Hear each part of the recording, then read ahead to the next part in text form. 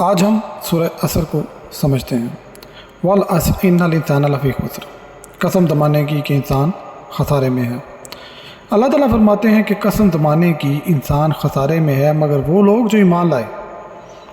انسان کس وجہ سے خسارے میں ہے اور ایمان کس بات پر لانا ہے، جبکہ کلمہ پڑھ کر ایمان تو لایا جا چکا ہے۔ ایک اور جگہ قرآن میں اللہ تعالیٰ فرماتے ہیں کہ ہم نے انسان کو بہترین ساخت پر پیدا کیا، اور پھر ساتھ ہی فرماتے ہیں پھر اسے الٹا پھیر کر ہم نے سب نیچوں سے نیچے کر دیا۔ ان آیات میں انسان کے باطنی سفر کی طرف اشارہ ہے۔ تو پھر خسارے میں کون ہے؟ یہ جو اسفل سافلین والا انسان خسارے میں ہے۔ یہ انسان جس قدر بھی متقی پرہیزگار عبادت گزار بن جائے، لیکن رہے گا یہ انسان ہی۔ لیکن اگر انسان لقد خلقنا الانسان فی احسن تقویم کا مالک بن جائے تو خسارے سے باہر نکل آئے گا۔ احسن تقویم کو اپنانے کا نام ایمان ہے، جس پر اللہ نے انسان کو تخلیق کیا۔ اللہ تعالیٰ نے ہر پیدا ہونے والے بچے کو دین اسلام کی فطرت پر پیدا کیا، اور پھر اس کے سرپرست کو اپنے عقائد پر لے جاتے ہیں۔ اسفل سافلین کی کیا فطرت ہے؟ اسفل سافلین کے درجے پر انسان جانور سے بھی بدتر ہوتا ہے۔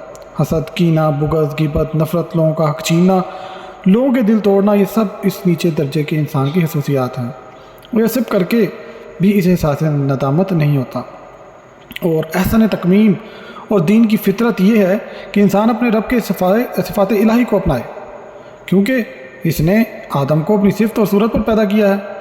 تو انسان کو چاہیے کہ اس کی صورت کو اپنائے اور خسارے سے نکل جائے۔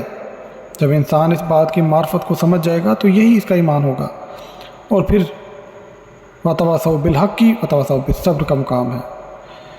اور جب انسان کو معرفت حاصل ہو جائے گی، جب انسان اس بات کو تسلیم کر لے گا کہ وہ صفت الہی کا مظہر ہے اور خسارے سے بھی نکل گیا ہے، تو پھر اوروں کو بھی اس کے خسارے سے نکالنے کی کوشش کرے گا، لیکن وہ اس معرفت اور حق کا انکار کر دیں گے۔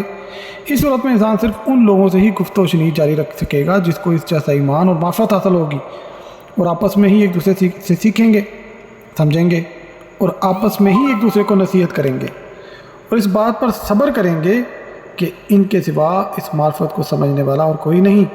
حسان خدا کو اللہ تعالیٰ طلب دیتے ہیں، اور طلب والوں کو محبت اور محبت والوں کو عشق۔ عاشق مقام رضا پر فائز ہوتا ہے، اللہ کی ذات کو چن لیتا ہے اپنی محبت کے لیے، اپنے عشق کے لیے، اور ان کو خاص کر لیتا ہے، وہ سارے خساروں سے نکال دیتا ہے۔